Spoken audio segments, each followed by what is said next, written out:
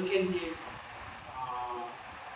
যদি উত্তরবঙ্গ উত্তর পূর্ব রাজ্যের সঙ্গে যুক্ত করে দেওয়া যায় তাহলে একটা আলাদা স্পেশাল প্যাকেজ পাওয়া যাবে। পাশাপাশি আজকে অন্ত মহারাজও পার্লামেন্টেই করেছে কেন্দ্রীয় শাসিত অঞ্চল দাবি।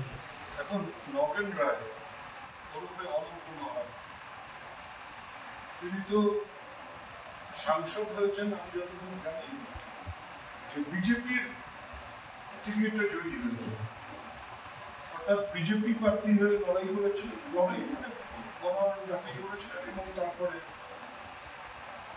তিনি রাজ্যসভার সদস্য। স্বাভাবিকভাবেই সুকান্ত মজুমদার আর নগেন রায়ের কথার মধ্যে মিল আছে। একজন বলছেন কুচবিহার আলাদা রাজ্য চাই, আলাদা রাজ্য আবার স্পেসিফিক ভাবে বলে দিচ্ছেন যে আমাদের ইউনিয়ন টেরিটরি চাই। আর সুকান্ত মজুমদার বলছেন যে উত্তরবঙ্গকে উত্তর পূর্ব ভারতের সাথে যুক্ত করে উত্তরবঙ্গের উন্নয়ন করা হোক।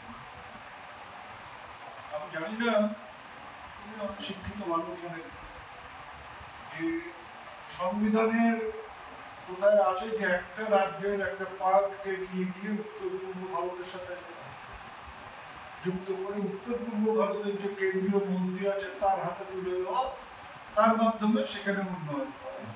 কেন্দ্র সরকার উত্তর পূর্ব ভারতের ডেভেলপমেন্টের জন্য একটা মন্ত্রক করেছেন, তার মন্ত্রী অর্থাৎ তিনি এমওএস, তার মাধ্যমে তিনি উন্নয়ন করবেন। এটাই তো হতে পারে।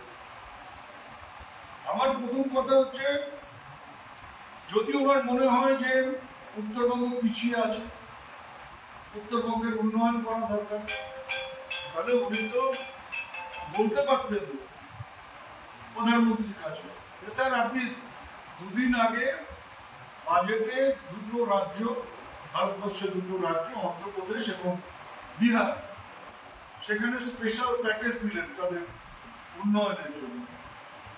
এখানেও পশ্চিমবঙ্গ সরকারকে উত্তরবঙ্গের উন্নয়নের জন্য স্পেশাল প্যাকেজ দিন, টাকাটা দিয়ে বলে দিন যে উত্তরবঙ্গের উন্নয়নের জন্য এই টাকাটা খরচ করবেন এবং কোন কোন খাতে সেটা খরচ হবে সেটাও কেন্দ্র সরকারের এখতিয়ার আছে, রাজ্যকে বলে দেওয়া।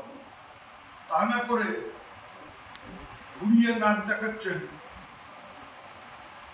উত্তর পূর্ব ভারতের সাথে যুক্ত করে দিয়ে উন্নয়ন করা হবে। এতদূর যাওয়া দরকার কি আছে? সরাসরি তো প্যাকেজের বন্দোবস্ত করে দিলে উন্নয়ন হতে পারে। অর্থাৎ দুজনের কথার মধ্যে মিল আছে। আলাদা রাজ্যের দাবিদার একজন সরাসরি আলাদা রাজ্যের দাবি করছেন, পক্ষান্তরে ঘুরিয়ে বিজেপির রাজ্য সভাপতি সেটাকে সমর্থন করছে। আমি অতীতেও বলেছি, আজকেও বলেছি, যতদিন বেঁচে থাকবো বলবো যে 7 মণ তেল পুড়বে না, রাধাও নাচবে না।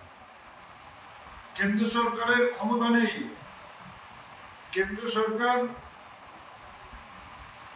করে দেখাক যে তারা, বা বলুক যে তারা বাংলাকে আলাদা করতে চান, বাংলাকে ভাগ করতে চান, কুচবিহার আলাদা রাজ্য ইউনিয়ন টেরিটরি করতে চান।